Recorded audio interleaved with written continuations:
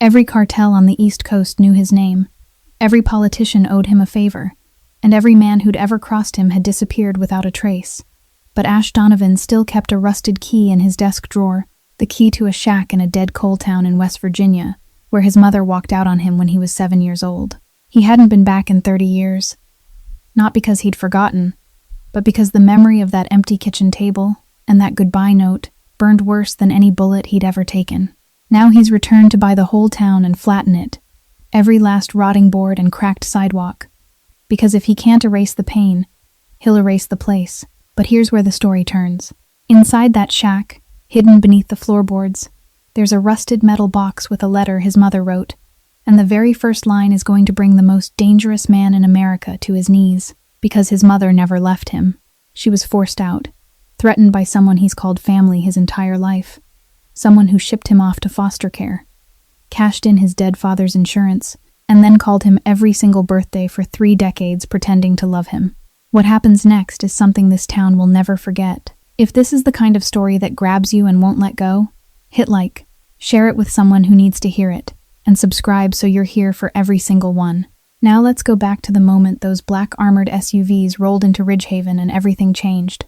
3 black armored SUVs rolled slowly down the only main road in Ridgehaven in a single file line, their engines rumbling low like distant thunder, their tires crushing loose pieces of broken asphalt beneath a thick layer of gray coal dust that had settled over everything for decades. Ridgehaven had once been a town kept alive by coal mines and a steel mill. But the mine had closed 30 years earlier, and the mill had died only 6 months after that, leaving behind the corpse of a town no one cared enough to bury. The houses on both sides of the road looked like rotten teeth.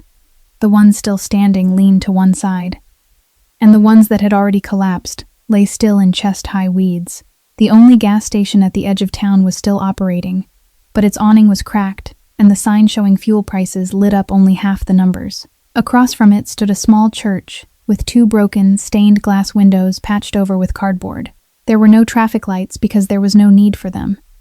No sidewalks left intact because no one repaired them, and no sound of children playing in the street because the children of Ridgehaven had already learned that there was nothing out there worth playing with. As the convoy moved in, curtains along both sides of the street parted little by little, tired eyes looking out from inside dark houses, not with curiosity but with fear, because in Ridgehaven, anything expensive that appeared never brought good news. The first SUV stopped in the middle of the square, where a stone fountain had long since run dry, its basin filled with dead leaves and empty beer cans. The door opened. Knox Barrett stepped out first, tall, expressionless, his eyes sweeping every corner of the street within 3 seconds with the kind of habit that had soaked into his blood, his right hand resting naturally inside the pocket of his black coat, in the exact place where anyone who understood such things would know a gun was waiting. Knox gave a single nod. The door of the second vehicle opened.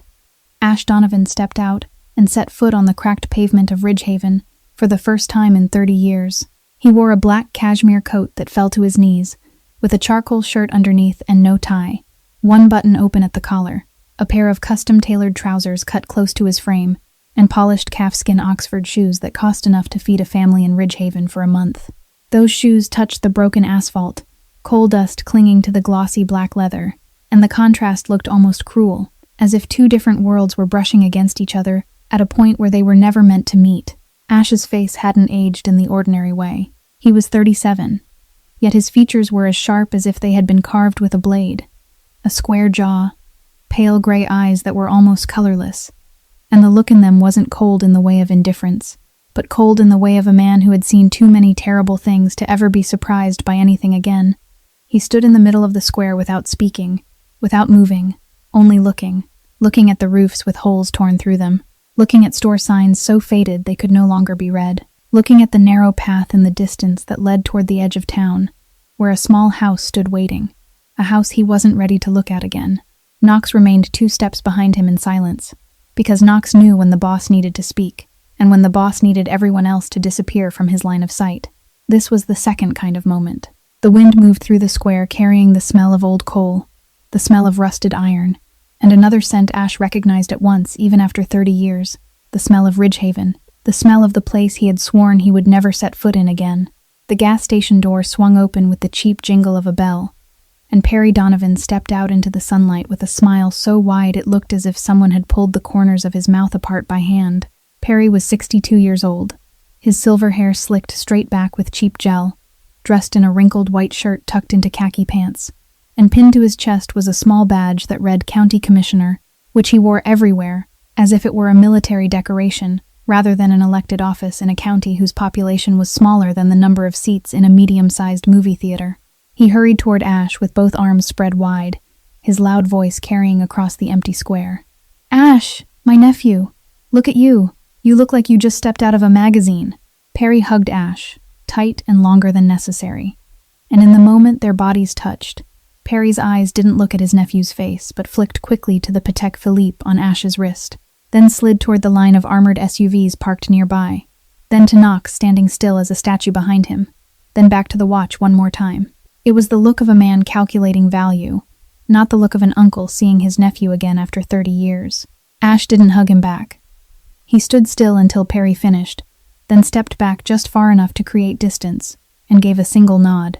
Perry didn't notice the coldness, or perhaps he noticed and chose to ignore it, because he was too busy calculating. "I heard you've made it big. The whole East Coast knows the name Donovan Holdings, but seeing you in person is what makes it real. If your father were still alive, he'd be so proud."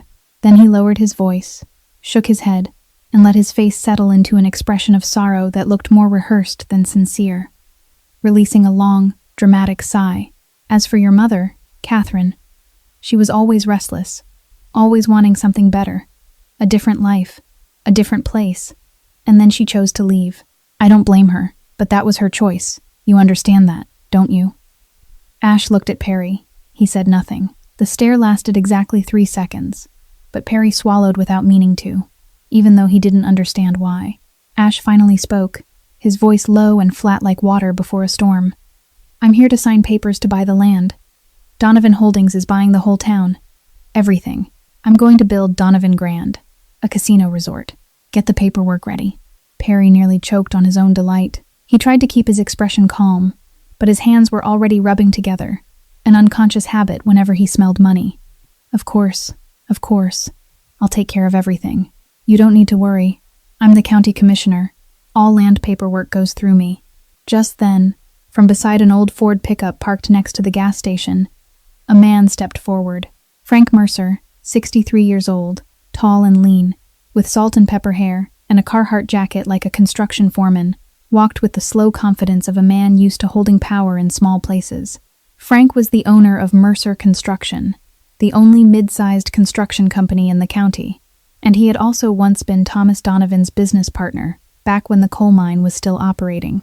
Frank held out his hand for a shake, wearing a warm, friendly smile, the kind of smile a good neighbor would wear. "Ash, it's been a long time. You look so much like your father. Thomas would be very proud." Ash shook Frank's hand, brief and polite, no more than courtesy required. He looked into Frank's eyes for exactly 1 second. Frank kept smiling. Ash didn't smile. At this point, Ash didn't yet know who Frank Mercer really was in the story of his life. He only knew Frank as one of his father's old business partners, an old acquaintance not worth remembering. But the name Frank Mercer had been lying inside the letter beneath the floorboards, waiting 30 years to be spoken aloud. Ash turned his back on Perry and Frank in the middle of Perry's unfinished speech about plans for a welcome dinner, with no explanation, no permission asked, simply walking away, and Perry stood there, with his mouth slightly open, staring after him but not daring to call out, because survival instinct told him that this wasn't the kind of man you called back. Knox shifted forward by 1 step, but Ash lifted his left hand to shoulder height, palm open, a signal Knox had understood for 15 years. "Stay where you are. I'm going alone." Knox stopped, his eyes still watching, but he didn't take another step. Ash crossed the square, past the dried-out fountain, and turned onto the path west of town, a path his feet remembered even though his mind had tried to forget it. The trail ran alongside an abandoned railroad track. The steel rails rusted a deep reddish-brown, between wild weeds grown higher than his knees, and no train had come through here since at least the coal mine shut down, while the wooden ties had rotted so badly that termites had carved channels all along the grain. Ash walked that path, his black Oxfords gathering red dust, and with every step the town became emptier, quieter, as if he were walking backward through time toward a place the world had forgotten existed. He passed a small house close to the road, its faded blue paint nearly washed away, with two children's bicycles leaning against each other on the front porch, one blue and one red, with plastic streamers tied to the handlebars, their color long since dulled. A first-floor window stood partly open, and a child looked out. A boy, about 7 years old, with wide eyes and messy brown hair, staring at Ash with the raw kind of curiosity only children possess. Ash stopped, not because the child blocked his way, but because that child was him, 7 years old, standing behind a window, looking out at the world beyond, without knowing that world was about to take away the only person he had. Ash turned away. Fast. Kept walking. Didn't look back. The path curved one last time past a patch of wild raspberry bushes, and then opened onto a clearing at the edge of town, and the house came into view.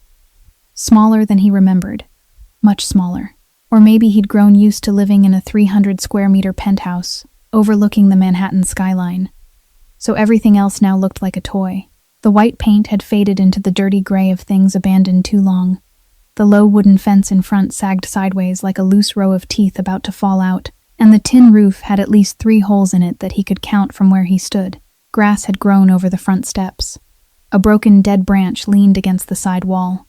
No one had lived here for 30 years, but no one had dared tear it down either. The property still carried the name Thomas Donovan in the county land records, Ash's father. And because Ash was the only legal heir, Perry had no right to sell it, no right to destroy it, and no way to touch it without leaving a trail in the legal paperwork. So he let it rot. Let time do the work he didn't dare do with his own hands. Ash stood at the gate, looking at the house, and inside the inner pocket of his coat, close against the left side of his chest, the rusted key felt heavier than any gun he had ever carried. Ash pulled the rusted key from the inside pocket of his coat, and for the first time since setting foot in Ridgehaven, his hand trembled. Not trembling from fear, because Ash Donovan had forgotten how to be afraid a very long time ago, but trembling because that hand was touching the only thing in the world that money and power couldn't make hurt less. He slid the key into the lock. Rusted metal scraped against rusted metal. Click. The door opened with a heavy groan, as if the house had been holding its breath for 30 years and was only now allowed to exhale.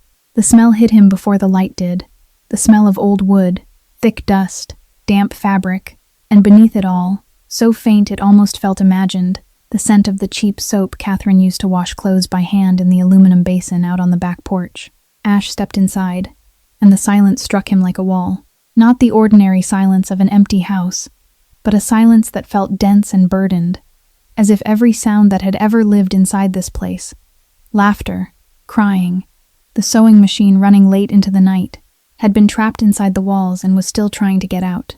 The living room was so small. Ash had the strange feeling his shoulders might brush both walls at once, even though they didn't, only because he had grown used to rooms measured in strides instead of arm spans. The little dining table made of cheap wood was still standing in the kitchen corner, one leg loose since before he was born, and Catherine had once wedged a piece of cardboard folded 4 times under it to keep it balanced. That piece of cardboard was still there now, rotted and flattened, but still there. Across from it stood the small brown sofa, the fabric worn so thin the yellow foam beneath showed through, and Ash looked at it and stopped, because that was where Catherine sat every night after he had gone to sleep. She sat there beneath the only light bulb in the house, the table lamp with the cracked shade taped back together, and she sewed. She sewed dresses for the wealthy women in town, sewed trousers for neighbors, sewed anything anyone brought to her, and her hands sewed until the skin split, until blood came from her fingertips, and she wrapped strips of cloth around her fingers and kept sewing, because stopping meant there would be nothing for Ash to eat the next night. He moved farther inside, to the eastern corner of the room where one section of the floor dipped slightly, and that was where Catherine knelt every morning. 4:30 in the morning, before sunrise, before Ash woke, she knelt in that corner and prayed. He never heard clearly what she prayed for, but he always remembered what came after, when she shook him gently awake, her face tired but her mouth smiling, and she said the same sentence every day without ever changing it. "Today is going to be a good day, son. I can feel it." Ash stood in the middle of the living room, his $5,000 suit looking absurd inside a house where the total value of everything in it probably didn't equal the belt he was wearing, and he remembered the last dinner in this house, black beans and cornbread. the only meal Catherine could afford at the end of the month when the sewing money had run dry. She set it on the table, arranged neatly on the least chipped plate left in the house, and she sat there watching him eat without eating beside him, because there was only enough for one person. He was 7 years old and didn't know to ask why his mother wasn't eating. He was 37 now, standing here, and that question was burning him alive from the inside. Ash was turning to leave when the late afternoon sunlight slipped through one of the holes in the tin roof and fell at an angle across the floor in the corner of the living room, right beside the eastern wall, exactly where Catherine used to kneel and pray, and under that slant of light, he saw something he never would have noticed while standing upright. One floorboard sat slightly higher than the others, no more than half a centimeter, its edge faintly warped, and the gap between it and the next board was wider than it should have been, as if that plank had been pried up and put back many times until the wood no longer fit tightly. Ash dropped to his knees. Dust clung to the knees of his suit trousers, and he didn't care. He pulled his car key from his pocket, slid the tip into the gap, and pried the board up. The wood cracked and groaned before lifting free, revealing a dark hollow beneath the floor. Damp, packed earth, the smell of mildew rising upward, and lying there in the dirt was a small gray metal box about the size of a shoebox, rust covering its surface, with a simple latch on the front. Ash's hand trembled as he lifted it out. It was light. Inside there wasn't money, wasn't a weapon, wasn't anything a Mafia boss would have ever imagined finding beneath the floorboards of his childhood home. He unlatched it. Inside was only a yellowed envelope, the paper aged by time, and across the front, in the careful, slanted handwriting, Ash recognized at once, even after 30 years of not seeing it, was his name. My dearest Ash. He pulled the letter out. 4 handwritten pages, blue ink faded but still readable, every line steady and deliberate, as if Catherine had written very slowly, very carefully, knowing this might be the last time she ever spoke to her son. The first line read, My beloved son, if you're reading this, it means Perry finally let you come back here. I prayed every day that you'd grown into the man I always knew you'd become. Ash kept reading, and every line after that was a knife. Catherine wrote that when his father, Thomas Donovan, died in the mine collapse, the insurance company paid out $200,000 in life insurance, and all of it was placed into a trust for Ash to receive when he turned 18, with Catherine as the sole guardian. Perry knew about that money. Perry wanted that money, and Perry hadn't come alone. Frank Mercer, Thomas's old business partner, the man Thomas had once called a friend, had come to Catherine's house one night in November after Ash had gone to sleep. Frank sat on the very same brown sofa Ash had been staring at only minutes earlier, and in a calm voice, as if he were commenting on the weather, Frank told Catherine that if she didn't sign papers surrendering guardianship of Ash and transferring it to Perry, then disappear from Ridgehaven forever, Ash would suffer an accident on his way to school. Frank described that accident in detail, specifically, clearly, in the voice of a man who had already planned it, rather than one making an empty threat. Catherine signed that very night. Perry handed her $5,000 in cash and called it travel money, and she left Ridgehaven before Ash woke the following morning. She took the name Catherine Hayes, went to Maplewood, Ohio, and lived for 30 years like a ghost, not daring to make contact, not daring to come back, not daring even to send a letter, because Frank Mercer had made it very clear that if she reappeared in Ash's life even once, that promise of an accident would still stand. She wrote this letter and hid it beneath the floor because this was the only place in the world where she believed Ash would find it if he ever returned. Because she knew her son, she knew he would kneel in the exact place where she once knelt to pray, and she had been right. Ash finished the last page.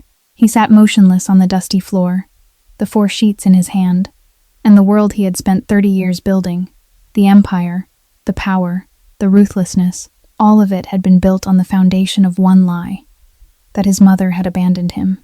Ash didn't cry. Ash didn't shout. He folded the letter back up, slowly, carefully, each crease exact in the same way he had once folded death sentences for traitors in his empire. He placed the letter back inside the envelope, put the envelope back inside the metal box, and closed the lid. Then he stood, brushed the dust from his knees with one slow motion, and when he lifted his face, his eyes were no longer cold. They burned. Ash stepped out of the house with the rusted metal box tucked beneath his left arm and closed the door behind him with his right hand, without turning back to look even once. Knox stood at the end of the path, exactly where he had remained the entire time Ash was inside, his back resting against the trunk of an old oak tree, his eyes never leaving the front door for a single second. And when Ash came closer, Knox knew immediately that the man walking out wasn't the same man who had walked in.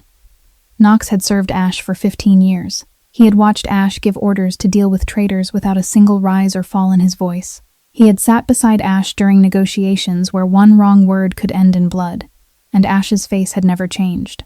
Cold, flat, in total control. But the expression on Ash's face now was something Knox had never seen before. It wasn't anger. Anger Knox knew how to handle. This was something deeper than anger, heavier than anger, quieter than anger. And it was precisely that quiet that made Knox lower his hand by instinct toward the gun inside his coat, because he recognized this as the kind of silence a storm uses just before it wipes everything from its path. Ash didn't explain.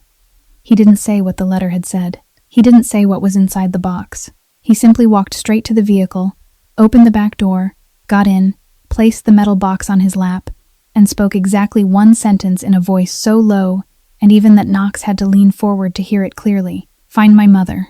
Alive or dead. No one can know." Knox gave one nod. He didn't ask again. He didn't ask why.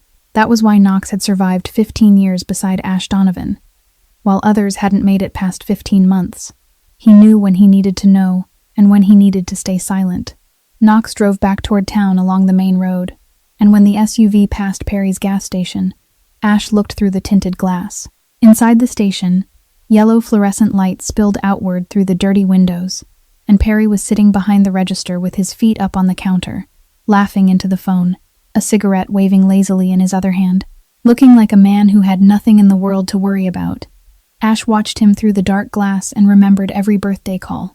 30 calls, one every year, on the exact day, never forgotten. And Perry always began the same way. "Happy birthday, nephew. I'm so proud of you." And his voice was always warm, always measured, always convincing enough that Ash had once, in those early years when he was still young and still foolish enough to believe, sent money back to Perry every month to help keep the town going. 30 calls, 30 lies, and with every call, Perry had known exactly where Catherine was, what she was doing, that she was mopping hospital floors with cracked hands in a town 200 miles away, and he still dialed the number, still smiled, still said, "I'm proud." The SUV passed the gas station, and Ash turned his face forward again. He could kill Perry. Easy. One phone call, one nod, and Perry Donovan would disappear from the earth without anyone in Ridgehaven daring to ask why. But Ash didn't give that order. Death was too quick, too clean, too merciful for a man who had stolen 30 years from him and 30 years from his mother. Ash wanted something worse than death. He wanted Perry to remain alive in the middle of the wreckage of everything he had built on lies, to watch each brick fall, each dollar vanish, each face turn away, and to know that all of it came from Ash, the 7-year-old boy he had thrown into foster care and then forgotten. Perry wouldn't die. Perry would live, and that would be the punishment. While the SUV moved slowly through the dark roads of Ridgehaven toward the only small hotel in the neighboring town, where Knox had already reserved rooms, Ash sat still in the back seat, one hand resting on the metal box, his eyes turned toward the window but seeing nothing, because he was looking into 30 years ago. The morning Catherine disappeared, Perry came to the house just as Ash had woken up, standing in the doorway with a face arranged into sorrow, holding a piece of paper and saying, "Your mother left. She wrote a letter saying she doesn't want you anymore." And 7-year-old Ash stood in the living room looking up at his uncle, without crying because he didn't understand. 7 years old wasn't old enough to understand that the only person in the world who loved him had just been erased from his life by a forged letter. Perry didn't raise Ash. He kept legal guardianship on paper, because that was the condition required to control the $200,000 life insurance trust Thomas had left behind. But he sent Ash into the West Virginia foster care system the very next week, telling social services that he didn't have the financial ability to raise another child, another lie in the endless chain. Ash passed through 3 foster homes in 7 years. The first family in Charleston had 4 other foster children, and the foster father drank every night. Ash stayed there for 14 months before being moved because he was said to be unable to integrate. The second family in Huntington was a little better. The foster mother tried, but Ash had already shut himself away inside long before that. He didn't talk, didn't play with anyone, sat alone in the corner of the room reading whatever books he could find, and that silence frightened them. So they returned him to the system after 2 years. The third family in the outskirts of Baltimore was the worst. The 2 older boys bullied him every day, and the foster father didn't care because the monthly foster care check was what he was really feeding. Every time Perry came for the required visits, about once every 6 months, he always said the same sentence in a whisper the moment no one else could hear. "Your mother left because you were a burden, so be grateful anyone's willing to take you at all." And every time Ash heard that, he felt something inside himself die one more piece at a time, until there was nothing left to die, and what grew in its place was a layer of ice that no one, no fist, no word, could break through. At 14, Ash climbed out the bedroom window of the Baltimore foster home at 2 in the morning, carrying a backpack with 2 changes of clothes and $40 stolen from the foster father's wallet, and vanished into the night. He lived in shelters for the homeless around the inner harbor, slept beneath bridges when the shelters were full, and after 2 months he found under the table work in a warehouse at the port of Baltimore, hauling cargo at night. No papers, cash only. It was in that warehouse that Vito Caruso found him. Vito was 63 at the time, the boss of a syndicate controlling shipping routes through the ports of Baltimore and Philadelphia, and the old man came to the warehouse one night to inspect a shipment and saw a thin 14-year-old boy sitting on a wooden crate, reciting container numbers and port entry and exit times for every shipment over the previous 2 weeks, without looking at a ledger. Vito didn't take Ash in because of violence. There were hundreds of boys on the streets of Baltimore who knew how to fight, but there was only one boy who remembered every number, every face, every license plate after seeing them once, and who did all of it with a blank expression, as if the outside world couldn't reach whatever remained inside him. Vito brought Ash into his home, fed him, educated him, and taught him the only law of the underworld: never trust anyone, especially family. Ash didn't know why that sentence was so easy to swallow. 13 years later, when Vito died of lung cancer at the age of 76, 27-year-old Ash Donovan inherited the entire Donovan Syndicate, the name he had changed from Caruso Syndicate, because Vito taught him that an empire should carry the name of its king, not the name of the man who built it. Over the next 10 years, Ash expanded the syndicate from 2 ports to 12, from weapons into casinos, from Baltimore across the entire East Coast, while its legal face became Donovan Holdings, a real estate and logistics corporation respected by Wall Street and watched by the FBI but never touched. For 30 years, he didn't go back to Ridgehaven, not because he didn't know the way home, but because every time he thought of that place, he saw the empty kitchen table and the fake letter Perry had handed him, and he would have rather burned the whole town down than look at them again. But 3 weeks ago, Knox placed a news report on his desk, showing that Perry Donovan, county commissioner of Ridgehaven County, was in talks to sell the entire town's land to Hargrove Corp., a real estate development company out of Richmond. Ash read the report, stayed silent for 10 seconds, then told Knox to get the car ready. No one was allowed to own his past. No one had the right to sell the place where his mother had once lived, even if he hated that place, even if he wanted to destroy it. Then the one who destroyed it would be him, and no one else. It took Knox less than 24 hours. The Donovan Syndicate's intelligence network had been built to track traders fleeing across 3 continents, so finding one woman living under a false name somewhere within the United States was almost insultingly simple. Knox started with Social Security records, searching every newly registered number in states neighboring West Virginia within 6 months of the day Catherine disappeared, filtering by female, age 27 to 30, then narrowing the list to 17 files. From those 17, Knox cross-checked federal tax records, looking for women reporting the very lowest income levels, with no dependents, no assets, no sign of any normal life at all, and the list dropped to 4. From those 4, Knox checked residential addresses, rental history, employment records, and found her. Catherine Hayes, Maplewood, Ohio, 200 miles west of Ridgehaven, janitorial worker at St. Jude's Community Hospital, earning $12 an hour, living in a studio apartment on the 2nd floor of an old building on Oak Street, paying rent in cash every month, no credit cards, no meaningful savings account, no criminal record, no driver's license until 10 years after arriving in Maplewood, no passport, not a single flight in 30 years. She had lived like someone in hiding, or more precisely, like someone who had erased herself from the world so that someone else could live. Knox knocked on Ash's hotel room door at 6 in the morning the next day and placed a manila envelope on the table.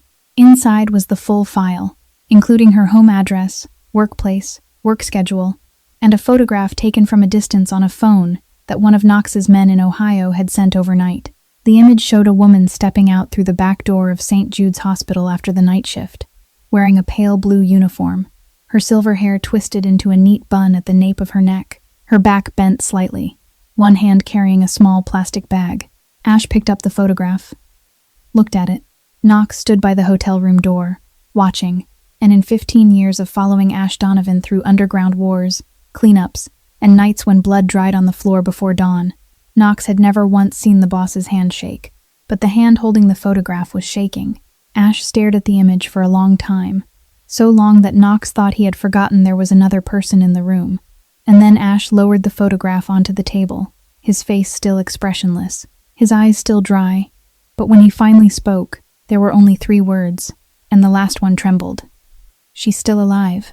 Knox heard those 3 words, and for the first time in 15 years, he looked away, because there are moments when even a man accustomed to violence understands that he is standing in the presence of something more private than any secret the syndicate has ever kept. They left Ridgehaven at 4 o'clock the next morning in a single SUV. No convoy, no trailing bodyguards, only Knox driving and Ash in the passenger seat. And it was the first time in nearly 20 years that Ash Donovan had gone anywhere without at least 3 armed men surrounding him. Knox didn't ask why. He followed the GPS coordinates to Maplewood, Ohio, 200 miles through fields and low hills along the border of 2 states, and during the entire 3-hour drive, Ash didn't say a word. He sat looking out the window with the manila envelope containing Catherine's file resting on his lap, and Knox didn't know what Ash was thinking. But he noticed that Ash's hand, lying on top of the envelope, wasn't completely still. They arrived at St. Jude's Community Hospital at 7:15 in the morning. The hospital was a 2-story building of faded red brick, with a parking lot less than half full, a sign at the entrance with 2 neon letters burned out, and everything about the place carried the same feeling of an institution trying to survive on a starving budget. Exactly the way Ridgehaven was trying to survive on coal dust. Knox parked in the far corner of the lot, where there was a clear view through the glass into the first-floor corridor. Ash didn't get out right away. He sat still and looked through the window, and then he saw her. Catherine was mopping the floor of the first-floor hallway, pushing the mop back and forth across the white tile in the slow, steady, tired motions of someone who had done the same job thousands of times, until the body moved without needing the mind to give instructions. She was 58 years old. But the woman Ash saw through the glass looked 70. Her hair was silver, almost white. Not the silver that comes naturally with age, but the kind that belongs to someone who has been worn down from the inside by time, gathered neatly at the nape of her neck with an elastic band. Her back was bent at the shoulders. Not badly, but enough to show that 30 years of leaning down to mop floors had pulled her spine forward for good. The pale blue uniform hung loose on her thin frame, torn at the right elbow, and patched with a piece of fabric that didn't match. And her hands, the hands Ash remembered as soft when they stroked his hair every night, were now swollen at the knuckles, red, slightly misshapen from arthritis caused by decades of contact with mop water and chemical cleaners. Catherine was mopping the floor, and she had no idea that out in the parking lot, sitting inside a $100,000 SUV, her son was watching her. Ash leaned forward until his forehead was almost touching the window. Then he shifted to the left, braced himself against the car door, gripped the dashboard with both hands, and lowered his head. His shoulders shook. There was no sound of crying, no tears. Ash Donovan, the boss of the Donovan Syndicate, the man the cartels of the East Coast feared so much they wouldn't speak his name even behind closed doors, didn't know how to cry anymore. His body wanted to cry. It was trying to, his shoulders trembling, chest tight, jaw clenched. But 30 years of frozen emotion had killed that ability long ago, and the only thing he could do was swallow the pain back down inside himself, the way he had swallowed every other pain in his life, in silence. Knox stared straight ahead with both hands on the wheel, not turning his head, not saying a word, because this wasn't his business. 5 minutes later, Ash opened the car door and stepped out. He walked straight through the hospital's front entrance, past the reception desk without looking, turned left into the first-floor corridor, and walked toward the woman mopping at the far end of the hallway. His footsteps echoed across the tile floor. Catherine heard the sound and looked up by reflex, the reflex of someone used to being corrected for not cleaning well enough or cleaning the wrong place. But instead of a manager or a doctor, she saw a man in a black cashmere coat standing 10 steps away, and her eyes, those tired eyes that were more used to looking down at the floor than into people's faces, widened. The mop slipped from her hand and struck the tile with a sharp clatter that echoed through the empty corridor. No one spoke. 10 seconds. 10 seconds, with each second as long as a year. Catherine looked at Ash, and she didn't need anyone to introduce him.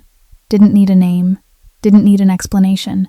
Because a mother recognizes her child even when 30 years have erased every familiar feature and replaced them with the face of a stranger. She still knows, by something deeper than sight, deeper than memory. Ash, she said, her voice shaking so badly that his name sounded as if it might break in the air.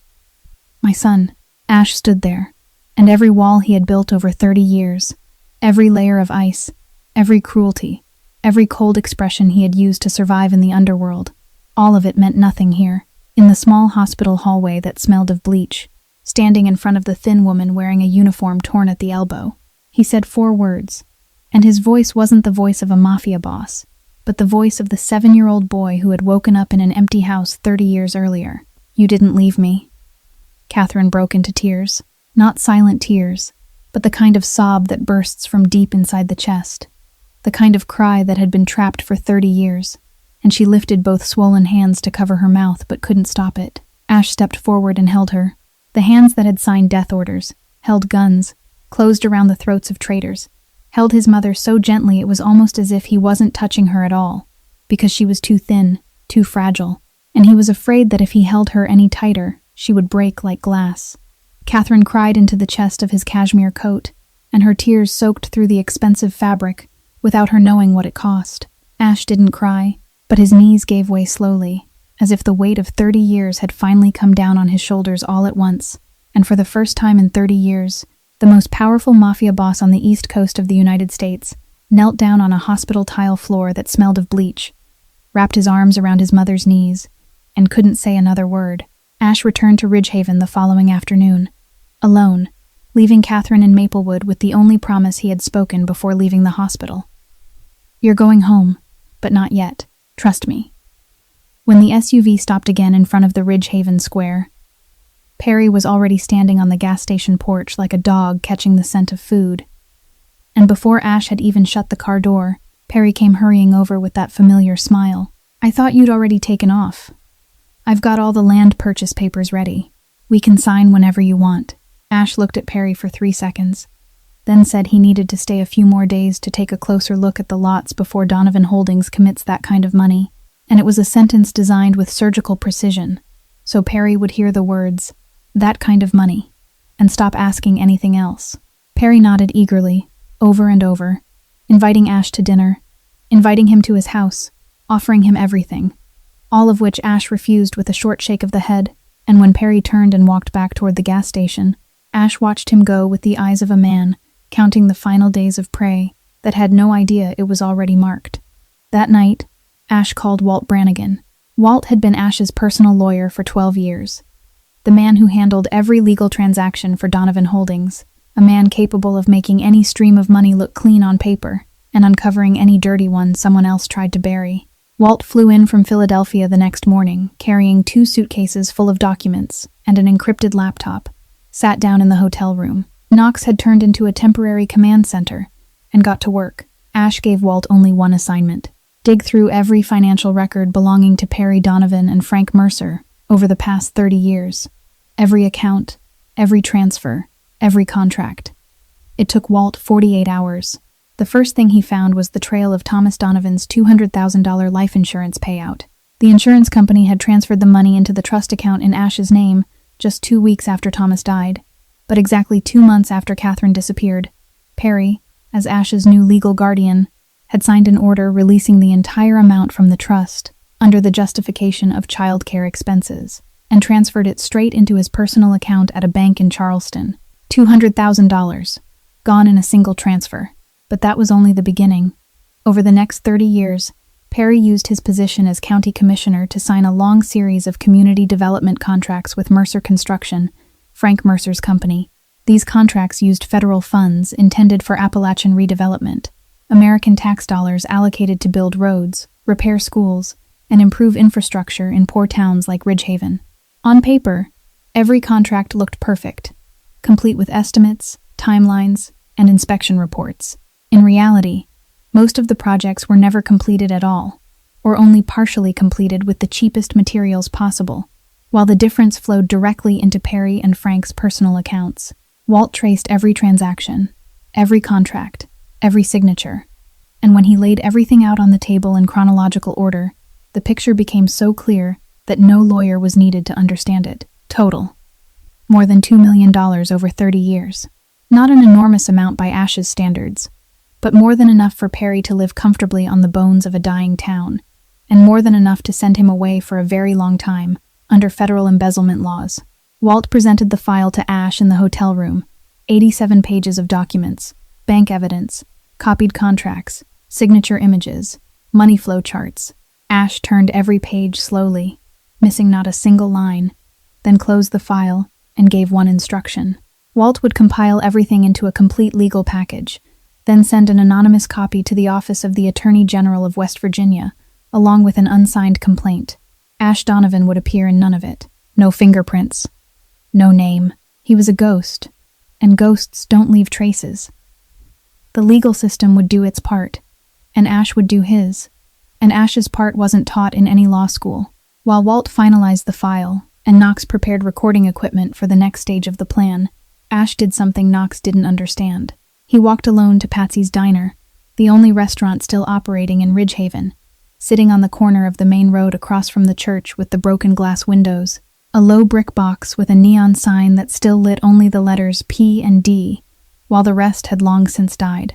And inside were 4 wooden tables, a short counter with 6 swivel stools covered in cracked vinyl, and the smell of old frying grease settled over every surface. Ash took the table in the far corner, and a young woman came over. Sadie Ford, 29 years old, brown hair tied in a ponytail, no makeup, wearing a white apron yellowed by time, holding an order pad and a Bic pen she had to shake a few times before the ink agreed to come out. She looked at Ash, looked at the suit, looked at the watch, and her expression didn't change. No fear, no flattery, no false curiosity. She said, "Good afternoon, sir. Today we've got bean soup and cornbread, or burgers. What can I get you?" In the same polite voice she would have used with every other customer who had sat at that table in the 6 years she had worked there. Ash ordered black coffee. Sadie brought it over, didn't ask anything else, didn't linger, didn't try to make conversation, and it was the first time in a very long while that someone had treated Ash like an ordinary human being, instead of a walking wallet or a threat that needed to be soothed. Ash drank the coffee slowly, watching Sadie work, watching the way she wiped down a table for an old man sitting at the counter, who wasn't paying because he probably didn't have any money, and she knew it, but still poured him more coffee for free without saying a word. And Ash saw in her something he had encountered only once before in his life. In Catherine, kindness that didn't ask for a reason.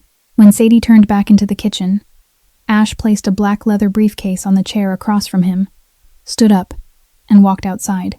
The case held $50,000 in genuine cash that Knox had prepared in advance on Ash's order, made to look like a forgotten payment, stacked neatly in bundles. Ash stood in the darkness of the alley across from the diner, his back against the brick wall, and watched through the window. Sadie came back out, saw that Ash was gone, saw the briefcase on the chair. She looked around. No one. She opened the case, looked inside. Her hand stopped for 1 second when she saw the stacks of money. Only 1 second. Then she shut the case, tucked it beneath her arm, and ran out the front door. She stood on the sidewalk looking both ways down the street, saw Ash walking in the distance, and called out loudly, "Sir, you forgot this." She ran over, breathing hard, and handed the briefcase back to Ash with both hands. "Be more careful. Ridgehaven isn't a safe place to leave things behind." Then she turned and walked back inside, not waiting for thanks, not waiting for a tip, not asking what was in the briefcase, as if returning $50,000 were the most ordinary thing in the world. Ash stood on the sidewalk holding the briefcase, watching the young woman walk back into the diner beneath the neon sign with only 2 letters still glowing. And for the first time since reading Catherine's letter, something on his face changed. It wasn't a smile. Ash Donovan didn't smile, but the line between his brows, the line that had been carved there for decades, eased a little, because he had just seen something he had thought was extinct in this world, integrity that didn't need an audience.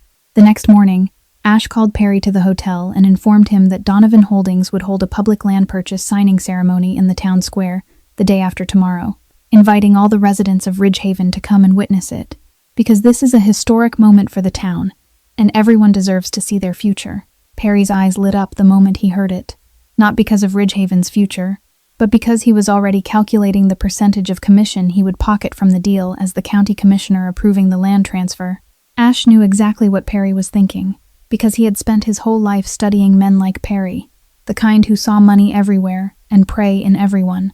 That afternoon, Ash summoned Perry and Frank Mercer to the square to go over the logistical details for the ceremony, and when the three of them stood on the temporary stage Knox had arranged to be built, Ash placed a black leather briefcase on the signing table, opened it for Perry to see inside, and said in a calm voice, $500,000 in cash, your commission for this deal. I want you to hold it for me until the signing ceremony is over, as my way of thanking you for taking care of the town all these years.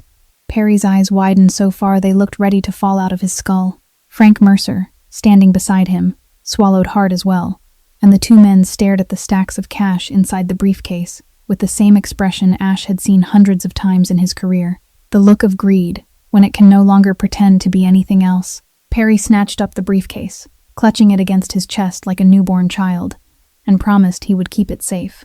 Ash nodded, turned, and walked away, and as he passed Knox standing beside the SUV, he didn't look at him, but his lips moved just enough for Knox to read them. Turn on everything. Knox gave a slight nod. Inside the briefcase, along with the $500,000 in counterfeit cash, marked with ink visible only under ultraviolet light, there was also a tiny recording device hidden in the leather lining, the kind that captured every sound within a 10-meter radius and transmitted it live to the encrypted laptop in Knox's hotel room. On top of that, Knox had placed 2 hidden cameras in the square, one inside a fake flower pot on the stage and one inside a speaker box, both aimed directly at the signing table. But the most important card in play wasn't in the square. Knox had also planted a second recording device in the back room of Perry's gas station, hidden beneath his desk, because Ash knew that a man like Perry wouldn't wait until the day of the ceremony to open the briefcase and count the money. He would open it tonight, and he wouldn't do it alone. Ash was right. At 11 that night, Knox sat in front of the laptop in the hotel room with headphones over his ears, and the feed from the back room of the gas station came alive. The sound of the briefcase opening, the soft rustle of paper bands, the sound of Perry drawing in a deep breath and then laughing, that low, triumphant laugh of a man holding $500,000 he believed was real. Then Perry's voice, clear and sharp, every word recorded in full. This idiot's just like his father. Thomas trusted people too, and look how that turned out for him. After the deal is signed, I'll sell the development rights back to Hargrove Corp for triple, and Ash will never know. Then Frank Mercer's voice, slower, relaxed, the voice of a man so used to dirty work that he no longer felt any need to hide it. Just like when we tricked Catherine, easy as breathing. She cried all night before signing the papers, but by the next morning she was gone. Easiest job I ever had. Knox pulled off the headphones, saved the recording file onto 3 separate devices, encrypted it, backed it up, then went to knock on Ash's hotel room door. Ash opened it, eyes still awake, still fully dressed even though it was close to midnight. Knox didn't say much. He simply handed Ash the headphones and pressed play. Ash listened. His face didn't change. When the recording ended, he removed the headphones, set them on the table, and said 2 words to Knox. Tomorrow. That morning, the sky over Ridgehaven was bleak, low gray clouds hanging so close to the rooftops. It was as if the heavens themselves knew what was about to happen and had bent down to watch more closely. The square was more crowded than it had been on any day in the memory of the town's oldest residents. Nearly the entire remaining population of Ridgehaven was there. Worn faces, tired eyes, rough hands, old clothes, standing in rows around the square with the fragile kind of hope that belongs to people who have lived too long with disappointment but still haven't quite given up. The temporary stage had been built of wood and steel framing in front of the dry fountain, with a signing table draped in white cloth and 2 microphones, formal enough to make anyone believe this was the day Ridgehaven would be brought back to life. The front row was reserved for honored guests, and sitting directly in the center was Perry Donovan, dressed in the cheapest suit he called his best one, hair slicked down, face glowing like a man waiting to receive an award. Beside him sat Frank Mercer, his usual Carhartt jacket replaced by a white shirt tucked into his trousers, his familiar, friendly smile in place, the two men carrying themselves with the confidence of people who believed they had already won. Ash stepped onto the stage at exactly 10 o'clock. Black suit, no tie, gray eyes moving across the crowd slowly from left to right, as if he were counting every face and memorizing every pair of eyes. He stopped at the microphone and didn't speak right away, letting the silence stretch long enough for the wind and the sound of someone coughing in the back row to become the only noise in the square. And then he began. 30 years ago, I left this place. I left because I believed my mother had abandoned me. His voice was low, even, stripped of excess emotion, but every word landed with the clarity of a blade across glass. I lived for 30 years with that belief. I built everything I have on the foundation of that belief. Today, I'm standing here not to sign a land purchase agreement.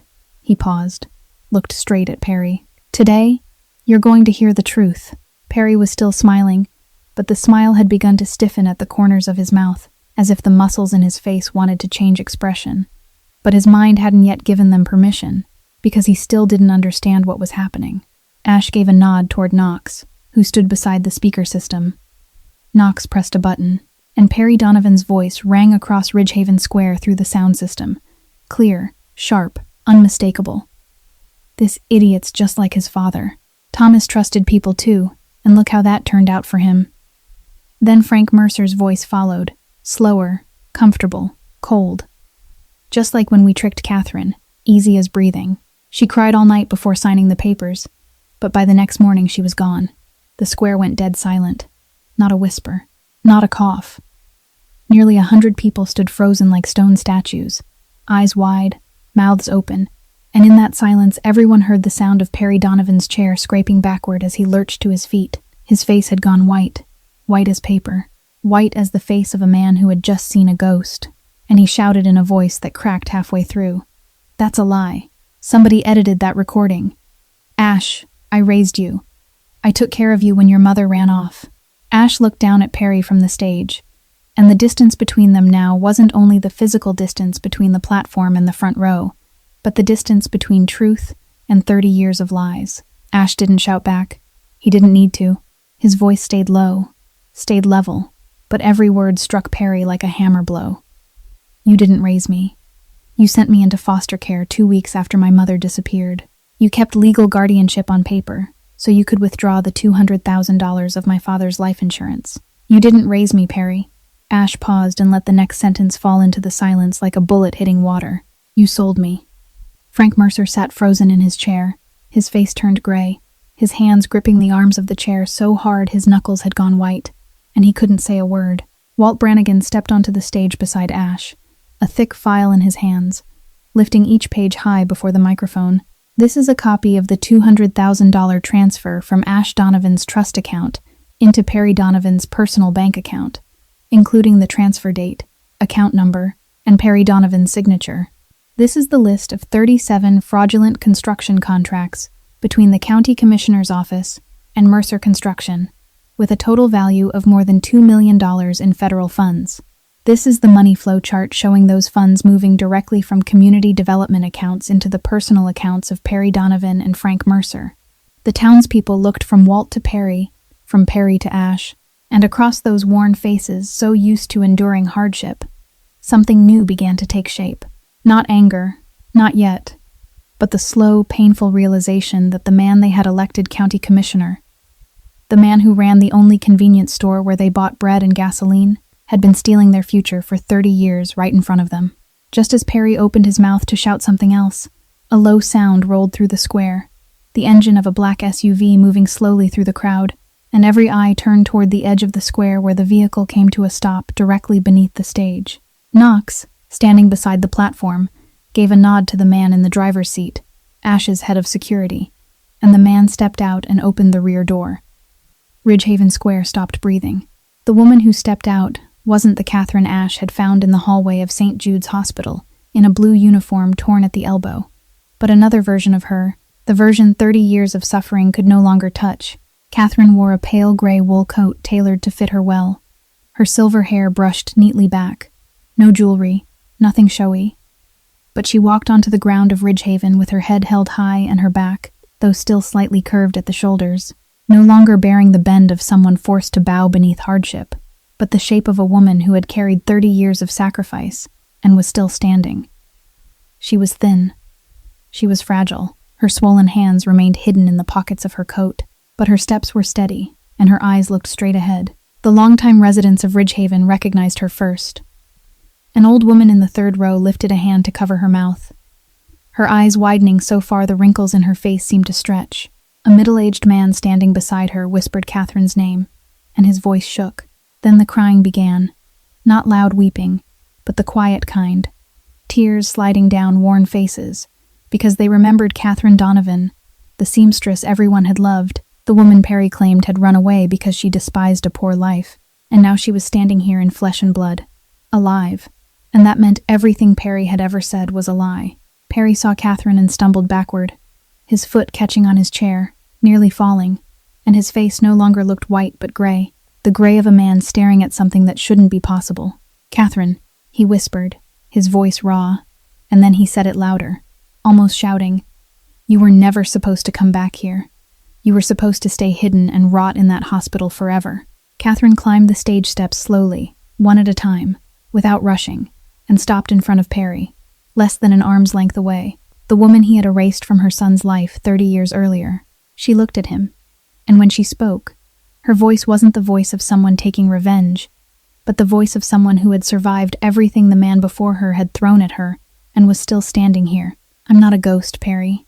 I'm the mother you tried to erase. And today I'm coming back to my son."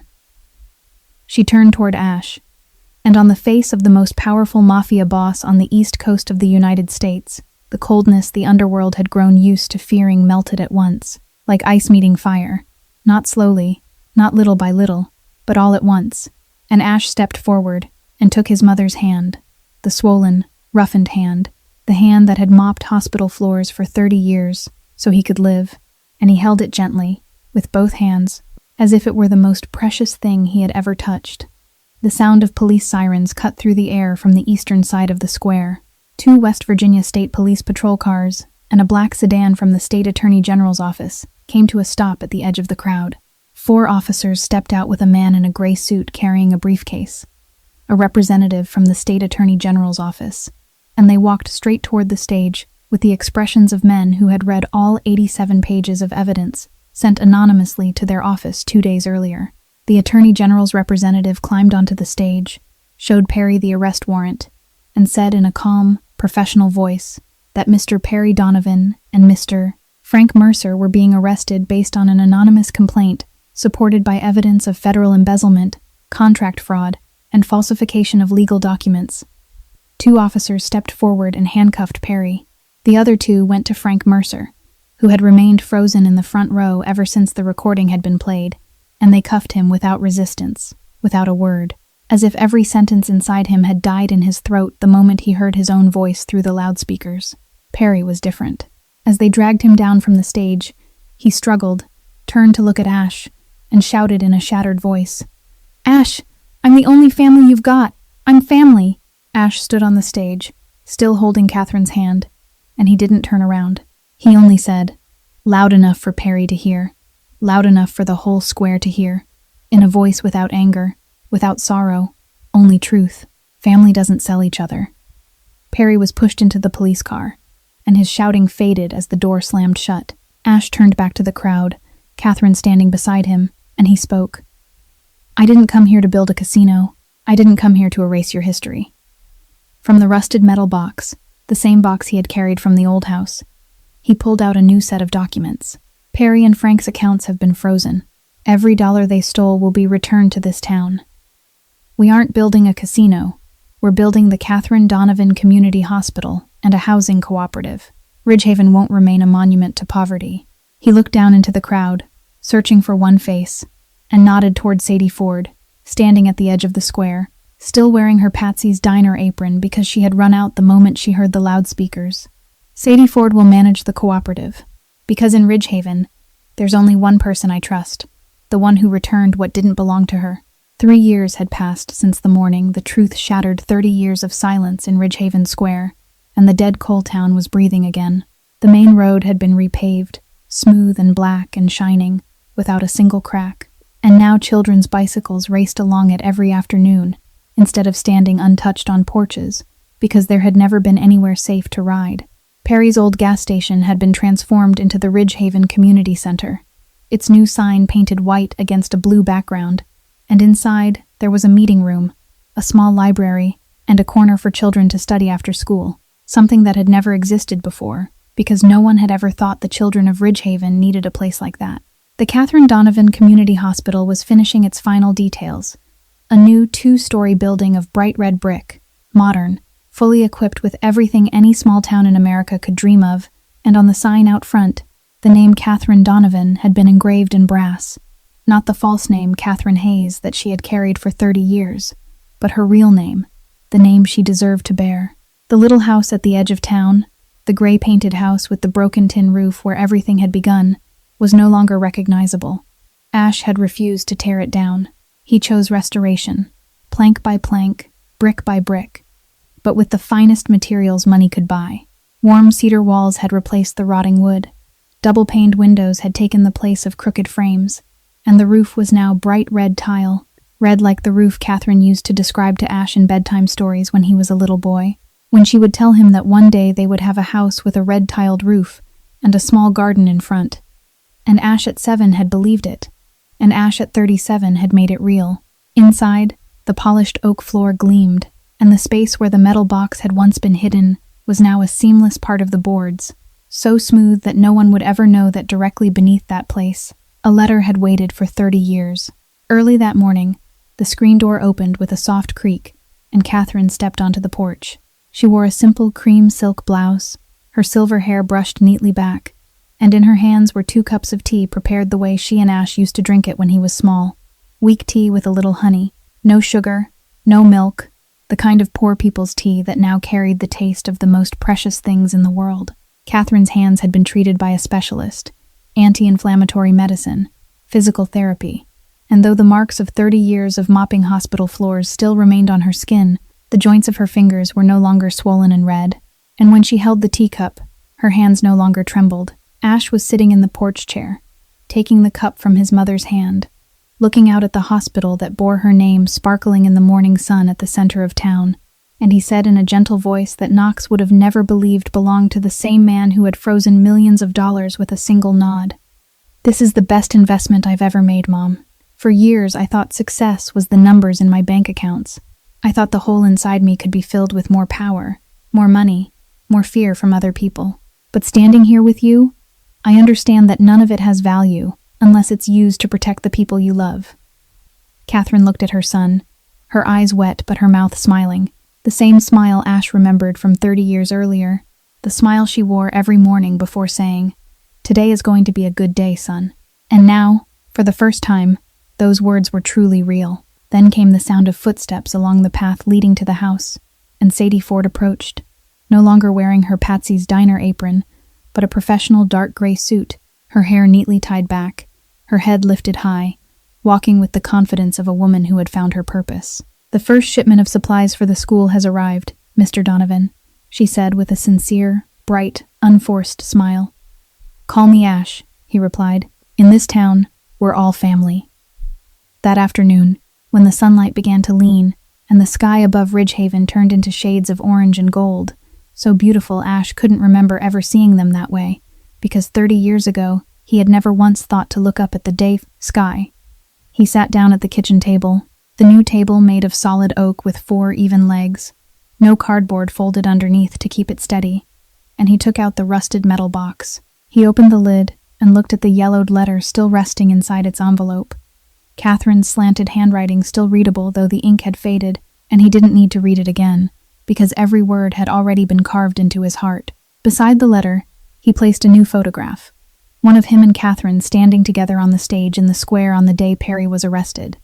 The two of them shoulder to shoulder, hand in hand, and in the photograph, Ash wasn't smiling, but his eyes weren't cold. For the first time in 30 years, they were warm. He closed the lid. Click. Firm. Final. Like the sound of a lock sealing one chapter and opening another. Then, he stepped back out onto the porch, sat beside his mother, and together they watched the first stars begin to glimmer over Ridgehaven, the town that had once died, now living, the mother once lost, now home again, and the son who had frozen solid, now beginning to thaw. The story of the Mafia boss returning to the ruined land had ended, but the story of the son finding his heart again had only just begun. The most expensive suit in the world can't hide a broken heart. And the truth, even when buried beneath the floorboards for 30 years, even when covered in dust and rust, always finds its way back into the light.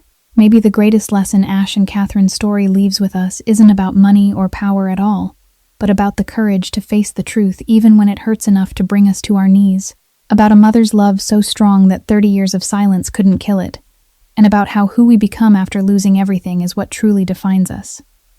Now I'd like to hear from you. How did this story make you feel? Have you ever known someone who sacrificed in silence the way Catherine did?